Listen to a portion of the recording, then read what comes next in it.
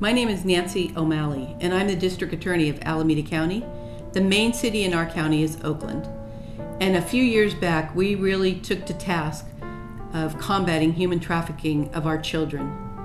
What we saw was the damage that was being done to all of these kids who are being exploited on the most horrendous level. These are kids who live in all of our communities, who were brought to Alameda County, to Oakland specifically, and beyond, and forced into the commercial sex trade by adults, by exploiters, by traffickers. These children are put in the most dangerous situation that we could imagine, not only from a safety standpoint, but from a health standpoint. They're exploited, they're beaten, they're abused, they're sexually assaulted themselves by their traffickers. What we did to combat human trafficking here in Alameda County was we created Heat Watch. And Heat Watch is patterned after Neighborhood Watch. It's a 5-pronged blueprint for communities to combat human trafficking in their own area. What has resulted for us is that we have been able to rescue and restore hundreds of young women between the ages of 11 years old and 17 who have been forced and trafficked. Why this matters to everyone is because these are all of our children. We've seen children who have come from the Midwest of the United States. We see children coming from San Diego, Southern California. We see children coming from Sacramento. And these children have no resources, and they have, up till now, no one that seemed to care or pay attention to them. In Alameda County, we have made it our highest priority to combat human trafficking, to rescue these children, and not only to rescue them, but to help restore them to an independent, healthy life so they can be safe and stable. Our job is to rescue our children.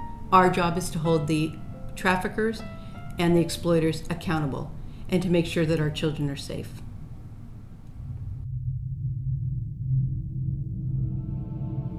Hello, my name is Jill Raines, and I am the founder and director of Out of Egypt Network in Northern California, and I am also a survivor of human trafficking taken by force.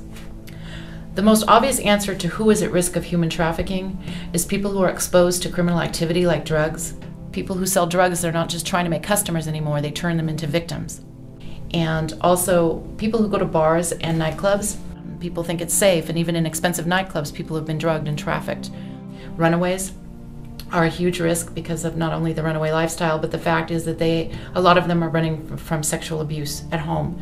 And any survivors of sexual abuse in their past are easier to victimize because they're easier to convince that they won't receive any help if that's happened to them in the past. Romantic luring, where women and girls who really are looking for someone to love them are easily lured away to either be kidnapped or forced into prostitution. Women who are economically disadvantaged, they don't have the ability to provide a safe place to live. Young people who will literally take off with anybody, they just can't do that anymore. You need to tell people where you are, who you're with, somebody. The best protection is to build an educated community, a tight-knit community that knows about human trafficking. Be aware and be smart. Thank you.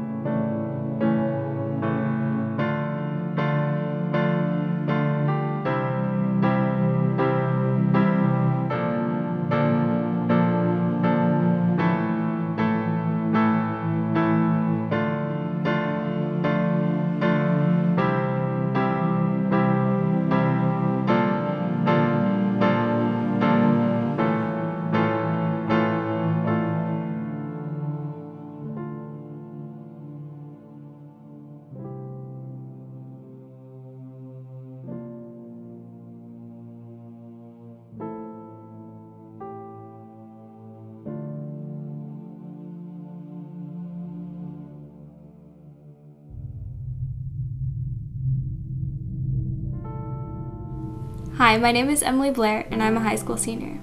Did you know that there are more slaves today than in any other period in history? I first learned about human trafficking at my church, and I want to challenge you to do the same thing that we did. Raise your loose change and ask people in your community to match it. In my youth group, we raised over $130 with loose change alone. Inspired by our efforts, several other church members matched that, allowing us to write a check for over $1,600 to International Justice Mission, a Christian anti-trafficking charity that prosecutes traffickers, frees slaves, and operates aftercare facilities for the victims. Please send any donations to IJM and write Stop Traffic in the memo line so that I know the difference that you've made. However, the most important difference that anyone can make is to educate their community. Human trafficking is happening in the United States. It's happening in my community, and it's happening in yours. Please educate your community by visiting the Heat Watch website shown below and learn how to keep your kids safe. Because my classmates are not for sale.